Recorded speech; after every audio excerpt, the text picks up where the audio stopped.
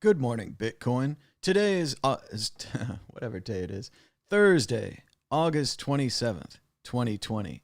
My name is Thomas Hunt, and this is the World Crypto Network.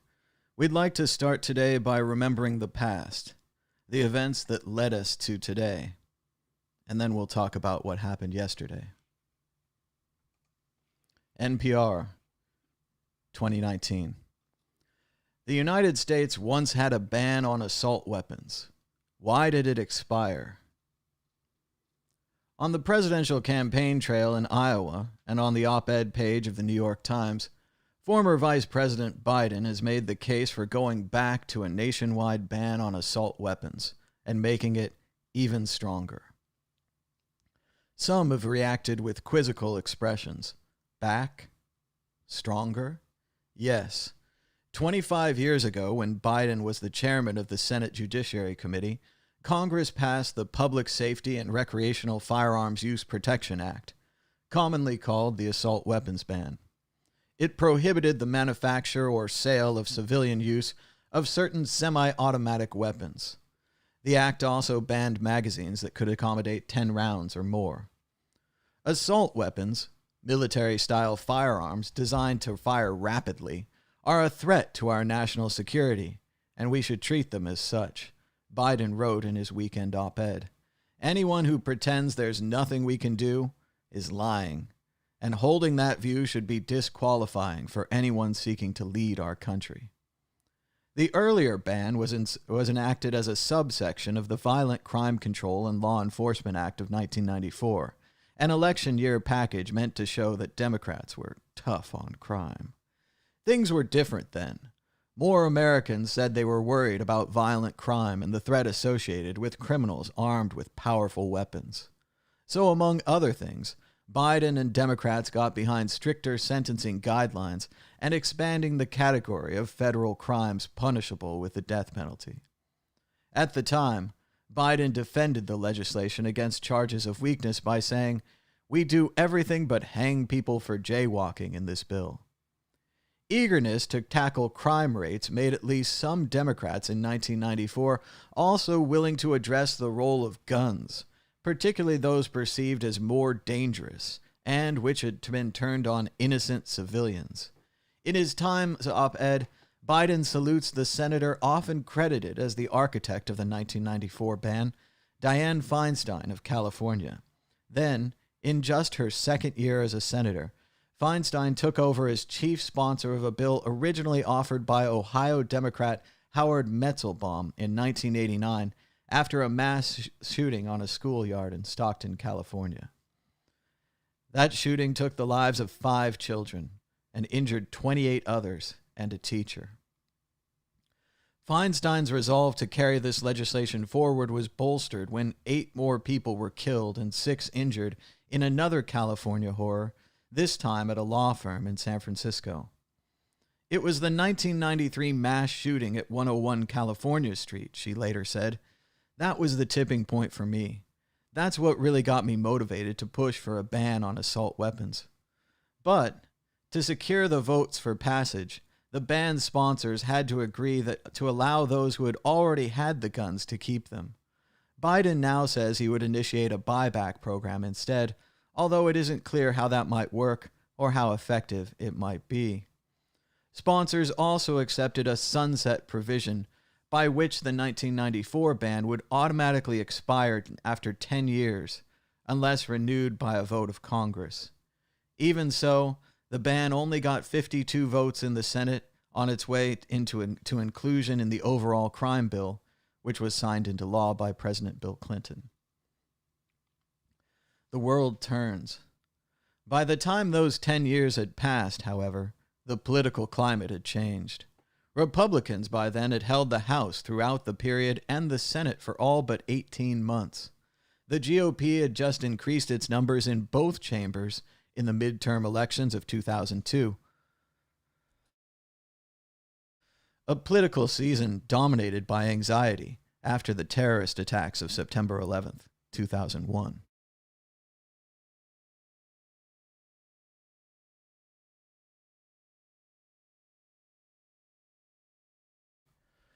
Feinstein and others made numerous efforts to restore the band that year and over the next several years. When Barack Obama was elected president in 2008, he made renewing the band part of his agenda. Efforts were mounted again after the Sandy Hook Elementary School shooting in December 2012, but none bore fruit.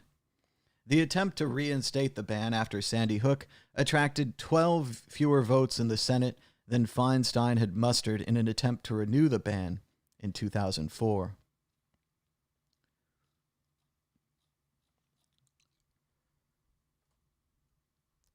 And finally, The Onion. It's an honor to continue being valued over countless human lives.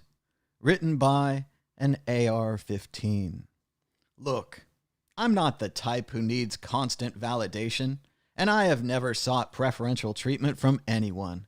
I just try to focus on doing what I do and not getting caught up in what people think or say about me. But I have to admit, it's been hard to ignore all the support and appreciation I've been receiving lately, particularly over the past several years. That's why I want to take this opportunity to let all of you know what an absolute honor it is that you continue to value me over countless human lives. I don't want to get too sentimental or anything, but it really means the world to me how often you, as Americans, through your words and your actions, make it known that I'm more important to you than the lives of your fellow citizens. Truly, from the bottom of my heart, thank you. You see, I'm just a humble, lightweight, magazine-fed, semi-automatic rifle. I never expected this kind of outpouring of affection, but time and time again, you've shown me how much I matter to you. To see so many people who could be working to protect and care for human lives, actively devoting their time and energy to making sure I'm the one who's protected and cared for instead, it's beyond touching. Don't think I haven't noticed all this. Rarely a month goes by without all of you pausing to weigh me against a certain number of lives, often a dozen or more, and quickly deciding I'm more worthwhile. Gosh, you must really, really love me. I mean, wow. Who do I thank first? I guess I've got to start with the lawmakers. No one consistently speaks up on my behalf, praises what I stand for, and does everything in their power to make sure no harm ever comes to me. These are individuals who have hundreds and thousands of constituents whose lives they could so easily put up ahead of my interests. Yet these principled elected officials steadfastly refuse to do so.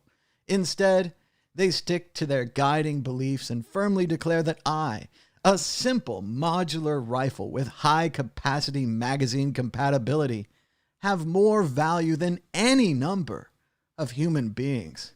It's truly humbling. What a blessing it is to reside in a society with such clear and unwavering priorities.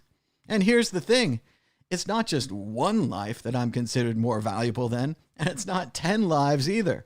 It's not even 49 lives. It's many, many hundreds of lives, including children's. Each day that I'm here and they're not is another affirmation that you consider me more valuable, more sacred, more inviolable than all of them. Frankly, I'm not even sure what I've done to deserve such incredible treatment. I can't imagine that it was always easy to hold an 8-pound aluminum and synthetic firearm in higher regard than the lives of your fellow citizens. After all, these are good people with rich experiences and families and dreams.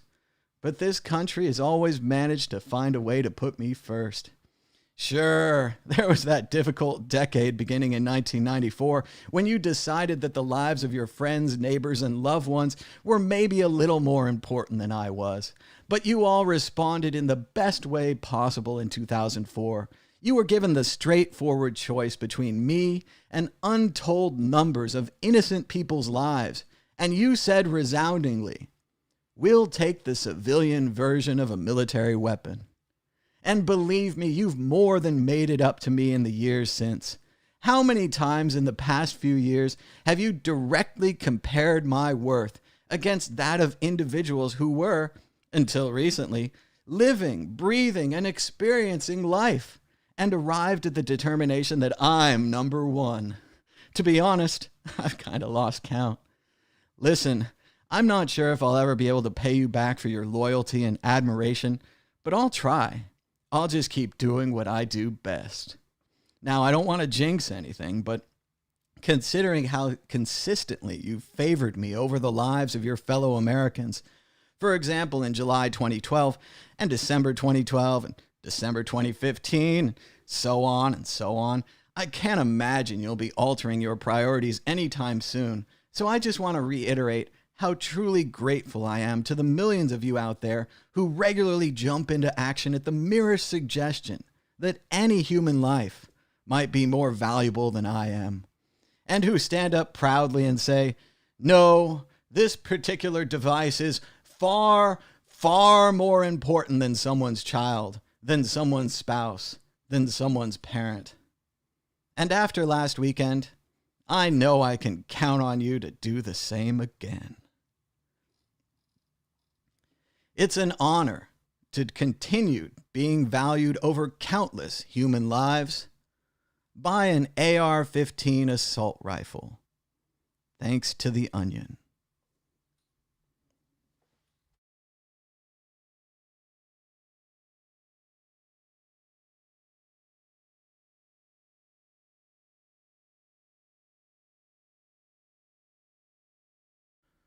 And now, the show. Still I Rise by Maya Angelou.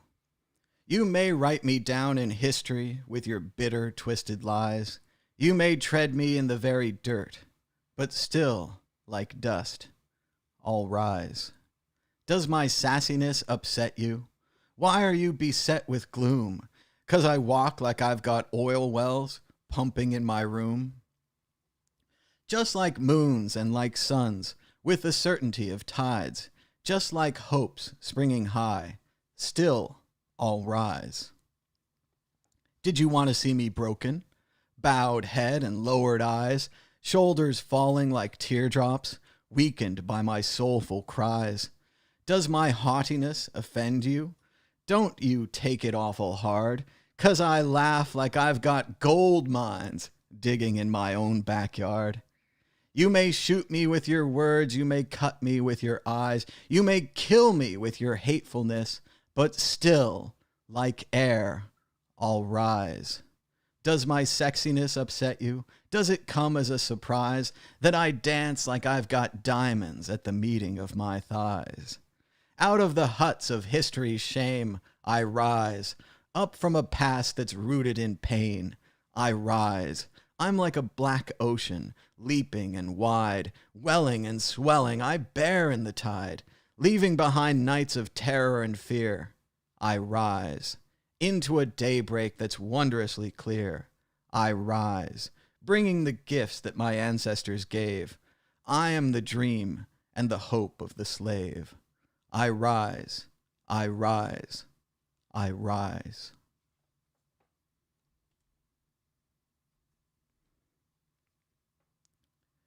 Keep Going by Edgar Guest. When things go wrong, as they sometimes will, when the road you're trudging seems all uphill, when the funds are low and the debts are high, and you want to smile, but you have to sigh, when care is pressing you down a bit, rest if you must, but don't you quit. Life is queer with its twists and turns, as every one of us sometimes learns, and many a failure turns about when he might have won had he stuck it out. Don't give up, though the pace seems slow. You may succeed with another blow. Often the goal is nearer than it seems to a faint and faltering man. Often the struggler has given up when he might have captured the victor's cup. And he learned too late, when the night slipped down, how close he was to the golden crown. Success is failure turned inside out, the silver tint of the clouds of doubt. And you never can tell how close you are It may be near when it seems afar. So stick to the fight when you're hardest hit. It's when things seem worst that you mustn't quit.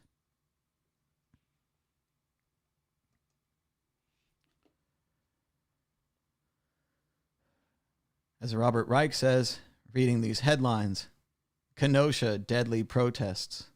Third night of protests in Kenosha, Wisconsin turns deadly. 2 people confirmed dead after gunfire at protests in Kenosha. Reading these headlines, you would never know that a right-wing vigilante traveled 20 miles to instigate violence. Starting out with a speech here by Doc Rivers, basketball coach for the Los Angeles Clippers, formerly with the Celtics.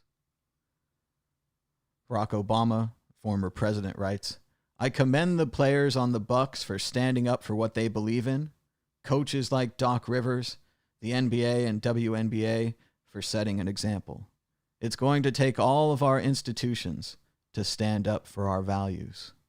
Convention, and they're spewing this fear, right? Like, all you hear is Donald Trump and all of them talking about fear. We're the ones getting killed. We're the ones getting shot. We're the ones that we're denied to live in certain communities. We've been hung, we've been shot, and all you do is keep hearing about fear. It's amazing to me why we keep loving this country and this country does not love us back. And it's really so sad. Like, I should just be a coach. And it's so often reminded of my color. You know, it's just really sad. We got to do better. But we got to demand better. Like, it's funny. We protest and they send riot guards, right? They send people in riot outfits. They go to Michigan with guns and they're spitting on cops and nothing happens. The training has to change in the police force. The unions have to be taken down in the police force. My dad was a cop. I believe in good cops. We're not trying to defund the police and take all their money away. We're trying to get them to protect us, just like they protect everybody else. I didn't want to talk about it before the game because it's so hard. Like, to just keep watching it. That video, if you watch that video, you don't need to be black to be outraged. You need to be American and outraged. And how dare the Republicans talk about fear? We're the ones that need to be scared. We're the ones having to talk to every black child. What white father has to give his son a talk about being careful if you get pulled over? It's just ridiculous. And it just keeps going. There's no charges. Breonna Taylor, no charges, nothing. All we're asking is you live up to the Constitution.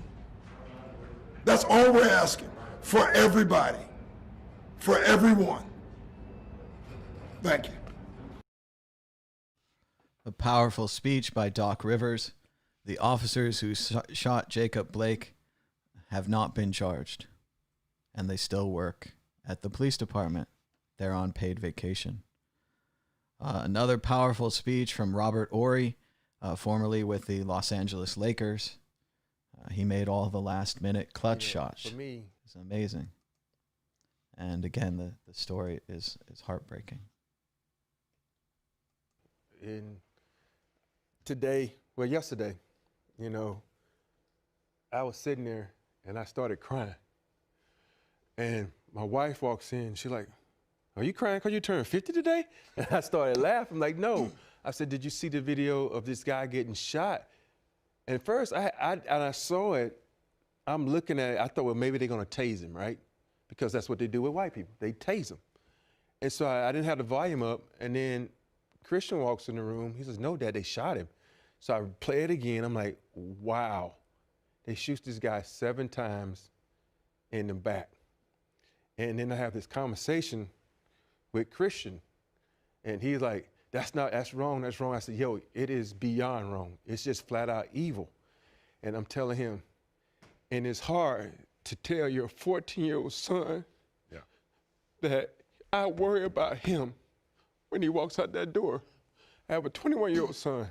I worry about him because black men are endangered species, pretty much. These cops are just killing because they feel like if they don't have their body cams on, they have a right. And I tell my kids all the time, I said, dude, I don't care what's going on because at the end of the day, I want you coming home to me. If you have to lay down on the ground and they can kick you, beat you, at least you're gonna go to the hospital and you're gonna come home to me. Don't, whatever they say to you, don't take it upon yourself to let that rage you have against that cop come out because he has the gun. He can end you. And I don't want him to end you because if he ends you, that means I'm going to end him. And I know that's wrong for me to say, but I'm so much a time to kill type of guy like Samuel Jackson, you know, and this is going to happen with me. And I said, I don't want that to happen. I already lost one child. I don't need to lose another. And I don't think people understand, especially white people, how hard it is for black people to watch that. Powerful story by Robert Horry, especially the section about having to talk to his children about how to deal with police. It almost seems like a black version of the birds and the bees. You have to tell your children about this, and it is horrifying. And no, I didn't receive any speech like that. This is the police response to Kyle Rittenhouse, who we're going to talk about today, allegedly shot 2 people, although I think they have it on tape. He murdered these people for no reason. They were protesters. And this is how the police described it. Persons were shot. Everybody involved was out after the curfew. I'm not going to make a great deal of that, but the point is the curfew's in. They were out after the curfew, so it was okay to murder them? I'm sorry? What? Let's try this again. They were out after the curfew, so it's okay to murder them. Okay, I'm going to try to stick with you, but seriously. Persons were shot. Everybody involved was out after the curfew. I'm not going to make a great deal of that, but the point is the curfew's in place to protect. Had persons not been out involved in violation of that, perhaps the situation that unfolded would not have happened. So the last night, a 17-year-old individual from Antioch, Illinois, was involved in the use of firearms to resolve whatever conflict was in place. The result of it was 2 people are dead. Persons were shot. Whoa. Okay. Wow. All right. An individual was involved in the use of firearms to resolve a conflict. I agree with Julian Castro here. It's a very strange way to explain that someone murdered 2 protesters. Also, who gives a fuck about your curfew? I don't care what time of day the murder happened. Oh, well, the murder happened after 10 o'clock, so, that wouldn't happen if they weren't out on the street after 10 o'clock, Okay, all right, let's keep going. That was the former police something is going to be fired. All right, I'm sure we're going to get some serious news here from Fox News. I'm sure they've got a solution to this. Let's see. Oh, the video is not loading. Let's try a refresher. Let's see.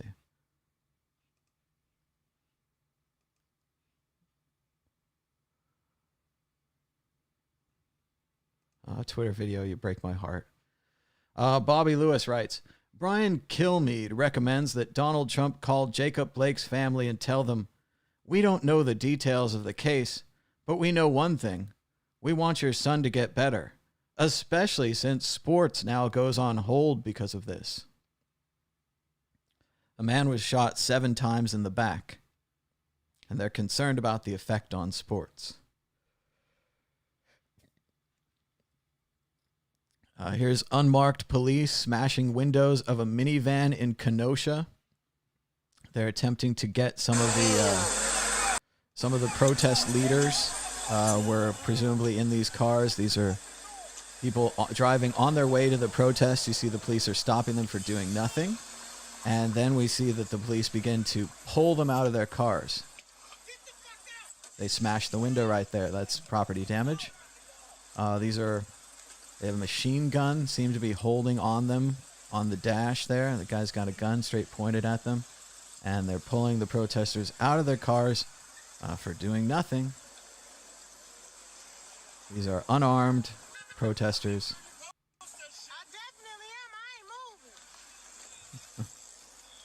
Pulled out of their cars. Which side are the police on?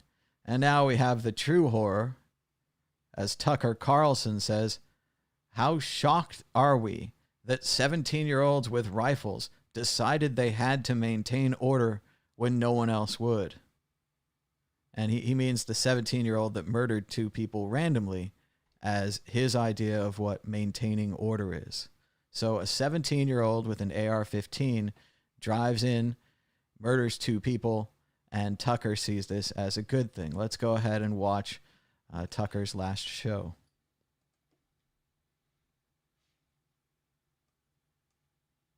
So are we really surprised that looting and arson accelerated to murder? How shocked are we that 17... The protesters are different than the out-of-town murderer. It's not that the looting and arson, which also wasn't going on, but it's that the protests attracted this maniac and he came and shot people. But I'll let you talk, Tucker. Sorry, here you go. So are we really surprised that looting and arson accelerated to murder? How shocked are we that 17-year-olds with rifles decided they had to maintain order when no one else would? Everyone could see what was happening in Kenosha. It was getting crazier by the hour. So are we really surprised that... So now that a 17-year-old with a rifle has murdered 2 people, everything is calm in Kenosha? And that murdering 2 people with a machine gun is maintaining order. Maintaining order. As Robert Reich says, if they don't take action after this, every one of Fox News' executives, directors, and advertisers is complicit in Tucker Carlson's racist, murderous rants. Kyle Howard Rittenhouse, the 17-year-old who was charged with the shooting and killing of 2 people and injuring another in Kenosha during protests for Jacob Blake, appeared in the front row at a Donald Trump rally in January. Just in case you're curious, why does it matter? So he attended a rally. You have to be chosen to be in the front row. You don't just end up in the front row on TV. He was chosen. The day before this happened, a militia group posted a call to arms on Facebook. Now 2 people in Kenosha are dead. Facebook did not take down the message. Facebook did not take down the militia group. Facebook is claiming they're an open platform and any kind of hate can go on their open platform. That was the defense for the internet. The internet was a network of computers that was connected together. Anyone could send a file over it. Anything could happen, right? Now, that same defense has been adopted by a corporation that takes in advertiser money.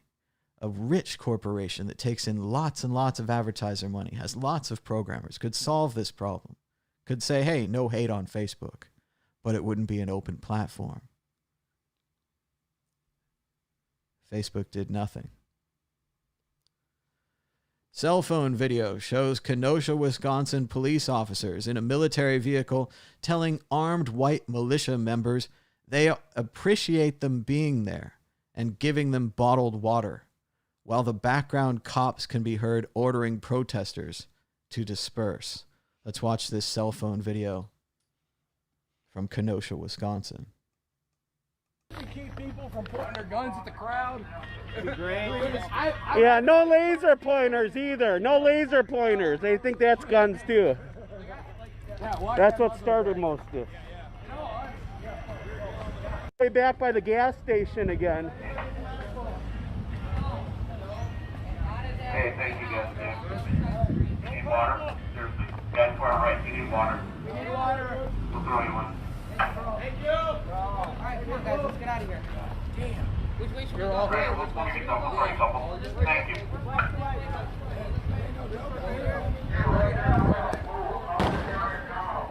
Yes, you. You are a civilian. This area is closed to them. You're trespassing. Leave. Leave now. We got a couple.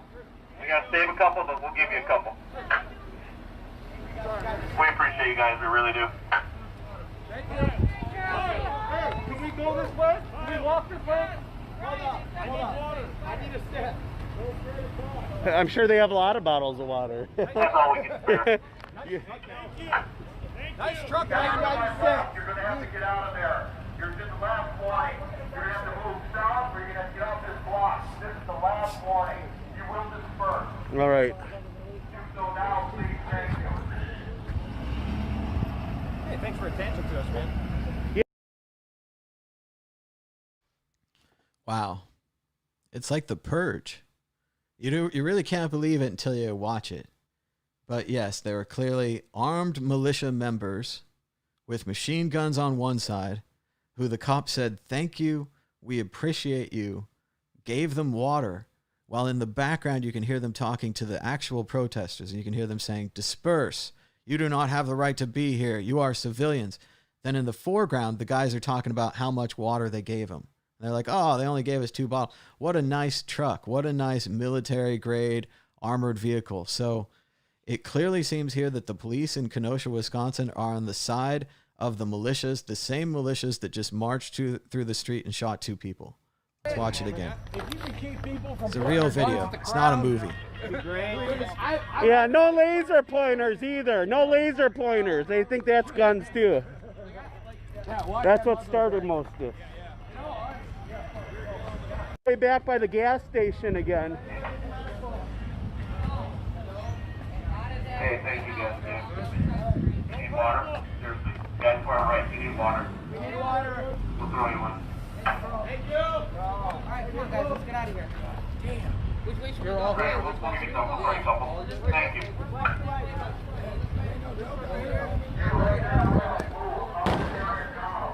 Yes, you. You are a civilian. This area is closed to them. You're trespassing. Leave.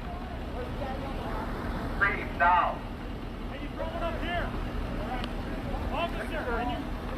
We got a couple. We got to save a couple, but we'll give you a couple. We appreciate you guys. We really do. Hey, can we go this way? Can we walk this way? Hold on. I need a step. I'm sure they have a lot of bottles of water. That's all we can spare. Nice truck, man. You're going to have to get out of there. You're in the last warning. You're going to have to move south or you're going to have to get off this block. This is the last warning. You will disperse. All right. So now, please, thank you. Hey, thanks for attention to us, man. Things are going to get so much worse.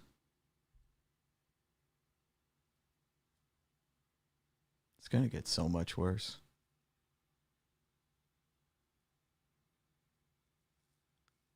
There's some kind of mistake in their thinking. You know, liberals can go to Walmart and buy assault rifles too. I'm not putting this idea out there. This is an idea that's common. But the fact that this right-wing militia is being supported by the police with water bottles and actual verbal encouragement, we really appreciate you guys. That is something. The juxtaposition is so perfect. It might be the perfect clip. The way you can hear in the background, the way they talk to the protesters. says, "You're a civilian. You should not be in this area." They got the draconian Dalek voice going. But then there's these other guys, clearly have machine guns, just like the guy who shot 2 people and murdered them. Same kind of people, got the machine gun, wandering around with the open carry machine gun rule. That's really working out. That definitely brought a lot of safety to these streets with the 2 murdered people, the 3rd or 4th injured people. But that perfect combination of, we really appreciate you guys. You're a civilian. Get out of here. Hey, you need some water? You getting parched out there carrying around your machine guns? I'll watch it again. If you can keep people from pointing their guns at the crowd, it'd be great. Yeah, no laser pointers either. No laser pointers. They think that's guns too. That's what started most of this. Way back by the gas station again. Hey, thank you guys. You need water? Seriously. Guys to our right, you need water. We need water. We'll throw you one. Thank you. Alright, come on guys, let's get out of here. Damn. Which way should we go? Great, we'll give you some. We'll bring a couple. Thank you.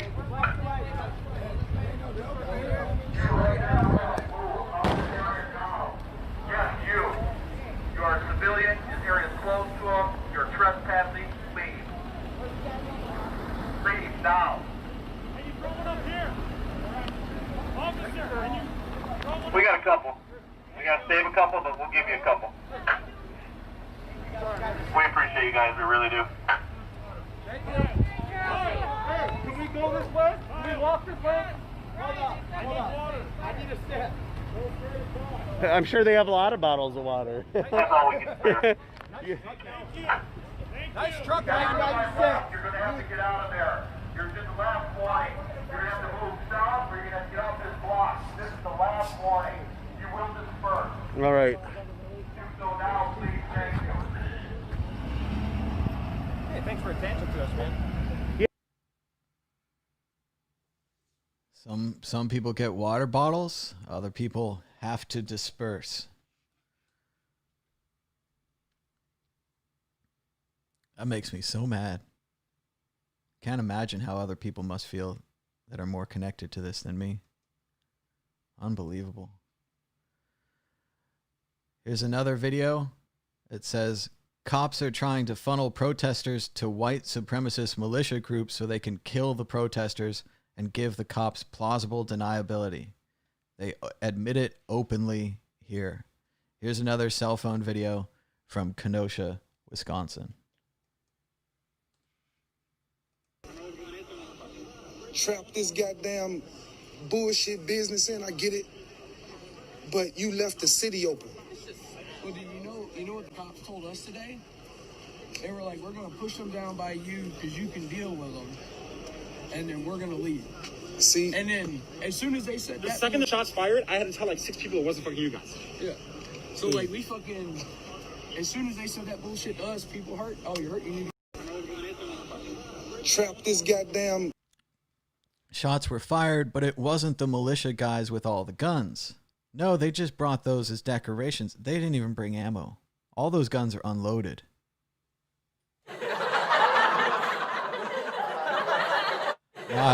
I'm just kidding. Those were all loaded guns. They could have walked around with no clips, no ammo, not even one in the chamber. They could have just shown it. But again, it's about projecting power and scaring people. So they have to bring the clips and they have to have them ready to shoot. But yes, the cops would funnel the protesters towards the white supremacists with the machine guns. I've never been to Wisconsin. I don't know what's going on out there. It doesn't seem right, though. I guess we have to trust the word of this militia member, this white supremacist here. But I mean, he seems pretty straightforward about it. He's not like... They're actually upset. They're like, yeah, well, the shooting started and people blamed us, the guys with the guns. The guys with the guns? You think they're shooting? Oh, one of them was. Only one. What if all 20 of these guys raised their weapons and opened fire on the street? And again, I hate to tell you the future. I know people get upset when you're like, oh yeah, that's going to happen in a week or two. They get upset. Let's watch it one more time. Trap this goddamn bullshit business in, I get it. But you left the city open. Well, do you know what the cops told us today? They were like, we're going to push them down by you because you can deal with them. And then we're going to leave. See? And then as soon as they said The that. second the shots fired, I had to tell like 6 people it wasn't fucking you guys. Yeah. So like we fucking, as soon as they said that bullshit to us, people hurt. Oh, you're hurt. You need to trap this. Even the militia guy doesn't want protesters to be sent down to them for killing. Even he's like, yeah, that's not what we came here to do. Okay. All right. So we watched this one already. Okay, good. We watched this already. This is just a longer version of the police and feds taking protesters by force out of their cars into unmarked vehicles. Seems very legal. And here's the official state response. So everyone in the audience is going to get triggered. Here we go. The police have finally spoken.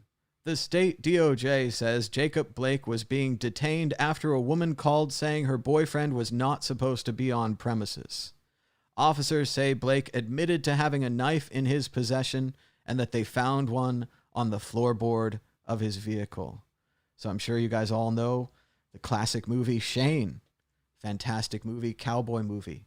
At the end of the movie, the bad guy says, or in part of the movie, the guy says, he's got a gun and he's very scary, and it's Jack Palance.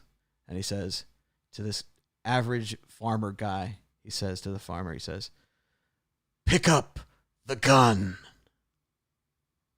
This farmer guy's probably never held a gun in his life. He has some kind of disagreement with Palance, and it's unfortunate. So that the farmer guy picks up the gun. Jack Palance, the gunslinger, shoots lots of people wearing all black, cowboy hat, everything. Pulls out his gun, shoots him straight in the heart. The guy falls down and dies. Jack Palance says his epic and unforgettable line, "You all saw him? He had a gun." Well, Jacob Blake had a knife. So is that a reason to shoot him 7 times in the back in front of his children? Blake News writes, in America, the punishment for having a knife in your vehicle, totally legal, is not attempted summary execution via gunshots in the back.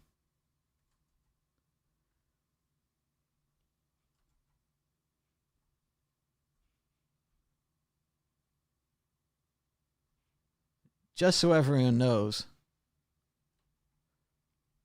So this is all about the back to the killer. So back to Kyle again, but we'll talk more about whether we should kill people for having knives. And it's so interesting that we have those other guys with the machine guns. Could kill many people quickly. Knife could kill people slowly. Only close up, not far away. But yes, it's not illegal to have a knife. And it's not the officer's job to murder people. We have a whole jury system, judges, lawyers, all of that. Why bother having that if we're just going to let the police kill people? And what a double standard to let people have guns, but not let this guy have a knife. You got to think about what you're saying. Let's talk more about Kyle Rittenhouse, allegedly.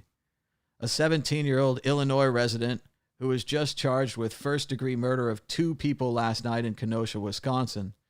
This teen, whose social media history is full of misogyny and white supremacy, had easy access to an AR-15. You can see him here walking around. Presumably before the shooting, he has powder gloves on his hands. Yeah, these plastic latex gloves are designed to keep the gunpowder and the residue of the machine gun off of your hands so that it can't be claimed that you were shooting. It's a sign of someone there to kill. He's driven far. He's brought his machine gun. He's ready to go. As Brooklyn Dad Defiant writes, Kyle Rittenhouse drove across state lines with his AR-15, put on latex gloves to prevent gunpowder residue on his hands, and murdered 2 people. That shit was not self-defense. That was premeditated murder. Just so everyone knows, in the video the right is sharing claiming that the murderer was acting in self-defense, he had already shot someone in the head who had died. That's why they're chasing him in that video.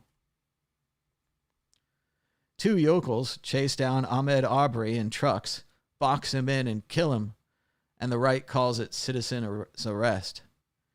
People try to stop Kyle Rittenhouse from fleeing the scene where he just killed someone, and he kills more, and the right says self-defense. Here's Mark Dice, who says, Kyle Rittenhouse was shown shooting man who was attacking him with a skateboard after fleeing the previous incident, which was a murder, and another man who approached him armed with a pistol. So I guess that murderers should be allowed to flee. So if you see someone murder someone, you should just let them, do it and let them walk away because they have a machine gun, I guess.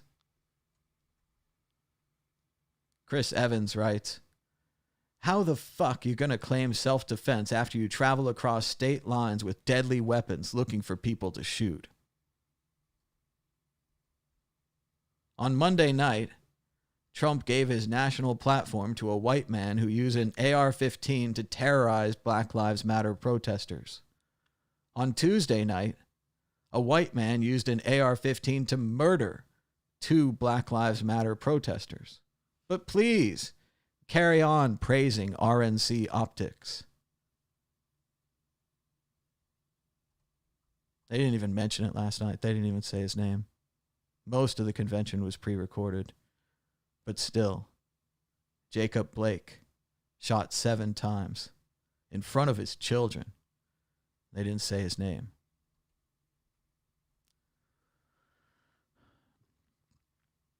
A 17-year-old white supremacist, Kyle Rittenhouse, drove from Illinois to Wisconsin with an AR-15 to terrorize Black Lives Matter protesters. He shot several people and ended up killing 2, then is just able to casually walk around the police as if he didn't murder. Did they fill him full of bullets? There he is with his machine gun. He's just killed 2 people. No, they arrested him peacefully.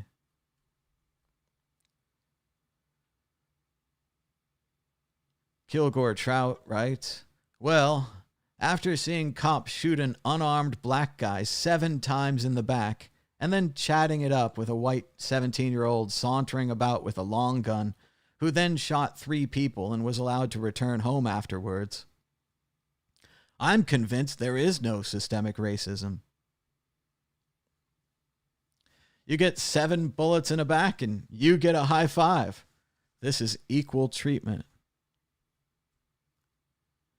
And again, it still doesn't justify shooting him 7 times in the back, even if he has a knife. That cop was judge, jury, and executioner. That has to stop. Even if true, none of that justifies shooting him 7 times, or even 1, based on everything we saw in the video. They also say officers used a taser on Blake, but it was not successful. They named the officer who shot him 7 times, who still works there. Kenosha police officer Rustin Shesky has been a law enforcement officer for 7 years, they said. Oh, so that makes it okay. 7 years, you can shoot someone 7 times. It's math. This is having a larger effect than just Wisconsin, and it's spread to the world of sports. Because who can go on? Who could go on with this in the streets? Who could go on with no changes, no laws, no George Floyd bill? It passed the House, but of course Mitch McConnell won't let anything happen in the Senate. He's the worst person in the world, the worst, most anti-American person in the world, Mitch McConnell. He hates democracy. The Milwaukee Bucks have decided to boycott Game 5 of the playoffs.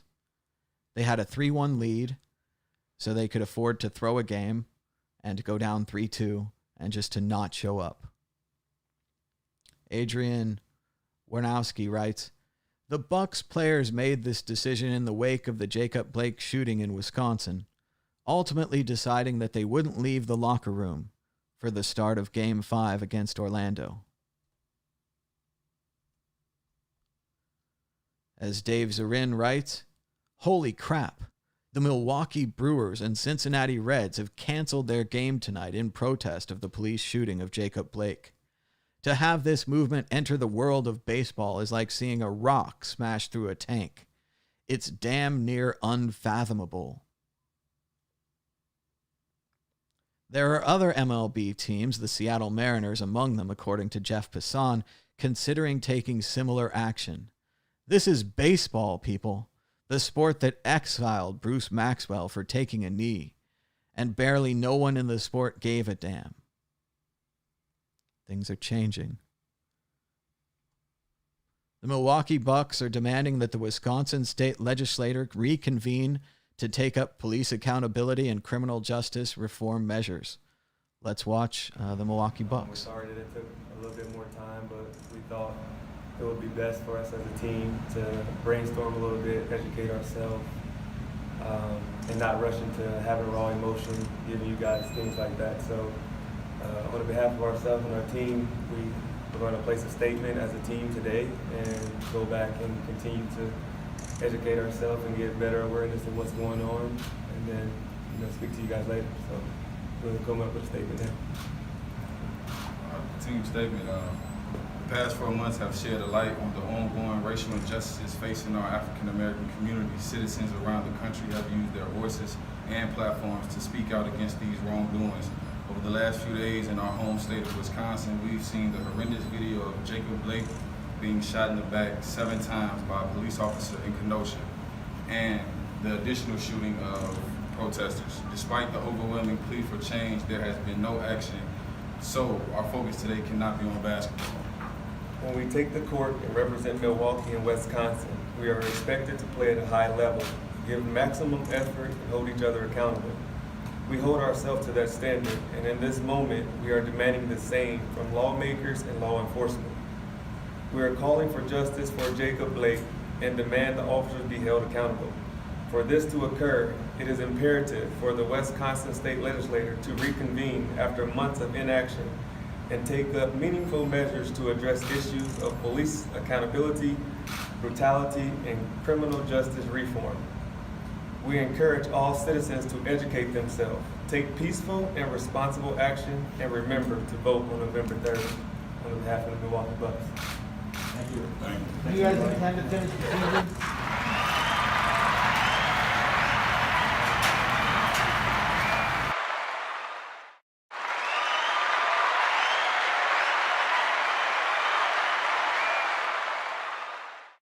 Powerful statement by the Milwaukee Bucks. And also, I just want to, in solidarity, I want to give support to the white players on the Bucks for sticking with their teammates and for the overwhelming show of unity here. I know we've all watched the baseball movies in the past, 50s and 60s and earlier, even 20s and 30s. There's always a racist guy on the team. There's always like a little, oh, he doesn't like him, but he hits good, and then they become friends, and there's a little story there. Not any of these guys. And maybe it is, they're just keeping quiet. But, I mean, these the entire team, there's not one player that's like, oh, I want to play or I want to protest or I'm a... No. They understand what's happening. They understand the importance of it, and they're sticking together as a team. And just an incredible show. And this is a playoff game. I mean, this is a very important thing. They worked their whole season to get there. But again, what's the point of having, millions of dollars or whatever? You can't stand up for what you believe in, right? And they're showing an example to the rest of us, the Milwaukee Bucks. And they started this. This happened before the Brewers, the Reds, the Mariners, all these other teams. But it has continued, and it should continue.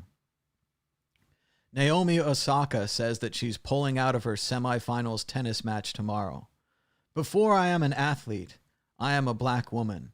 And as a black woman, I feel as though there are much more important matters at hand that need immediate attention rather than watching me play tennis.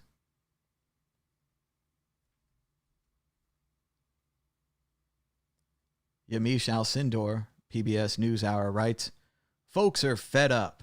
NBA players made their strongest statement yet against racial injustice Wednesday when the Milwaukee Bucks didn't take the floor for their playoff game against the Orlando Magic. Personally, I can't recall another time this has ever happened. Ever." Adrian Wojciechowski writes, "Every NBA player is invited to join the meeting in the bubble at 8 p.m. to discuss how they'll proceed from today's boycotts." Dave Zarin writes, "We'll know if the season will continue by this evening. This is not a functioning society, and the NBA players are acknowledging that, even if the RNC won't or can't."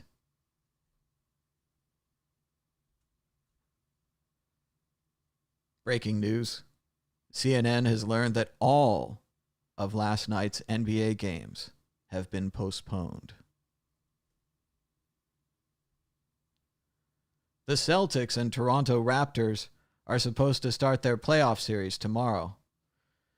Celtics' Jaylen Brown said of his jersey number yesterday after seeing the Jacob Blake video, "I look at my jersey now.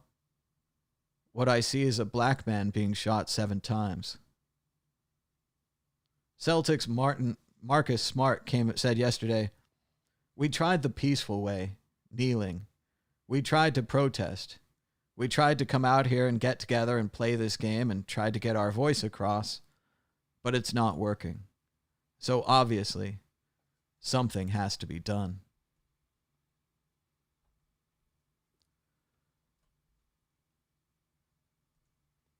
This could be huge. Sources say the Lakers and the Clippers have voted to boycott the NBA season. Most other teams voted to continue. LeBron James has exited the meeting.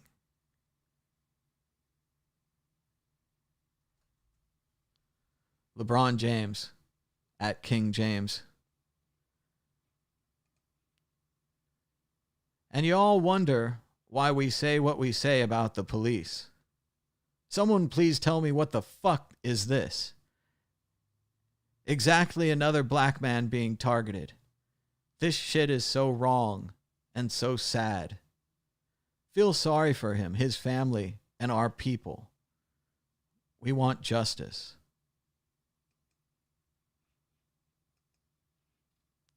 And again, shooting.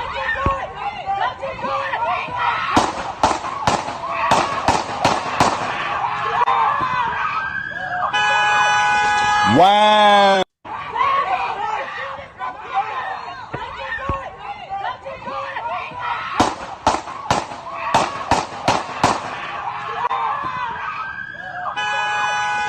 Wow.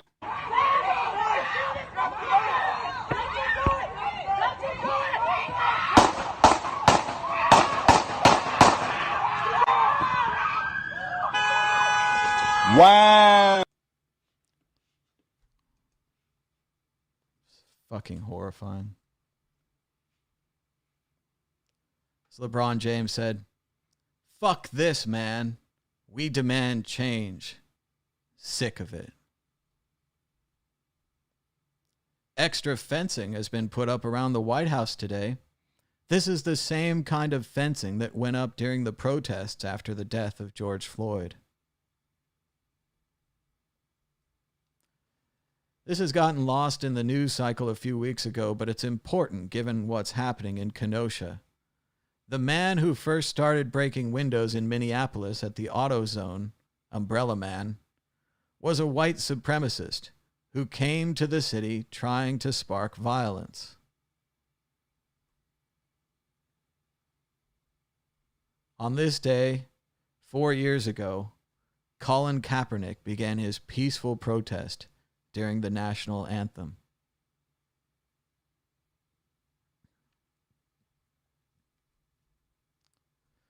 And now, a poem by Gwendolyn Brooks, Martin Luther King Jr.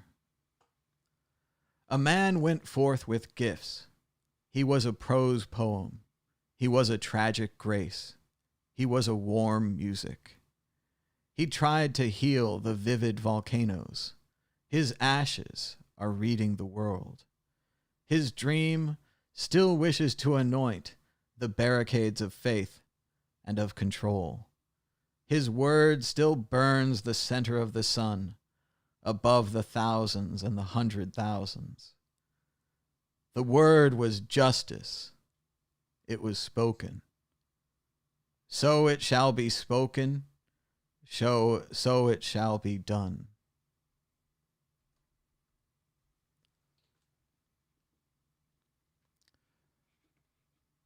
See It Through by Edgar Guest. When you're up against a trouble, meet it squarely, face to face. Lift your chin and set your shoulders. Plant your feet and take a brace. When it's vain to try to dodge it, do the best that you can do. You may fail, but you may conquer. See it through. Black may be the clouds about you, and your future may seem grim. But don't let your nerve desert you. Keep yourself in fighting trim. If the worst is bound to happen, spite of all that you can do, running from it will not save you. See it through. Even hope may seem but futile when with troubles you're beset.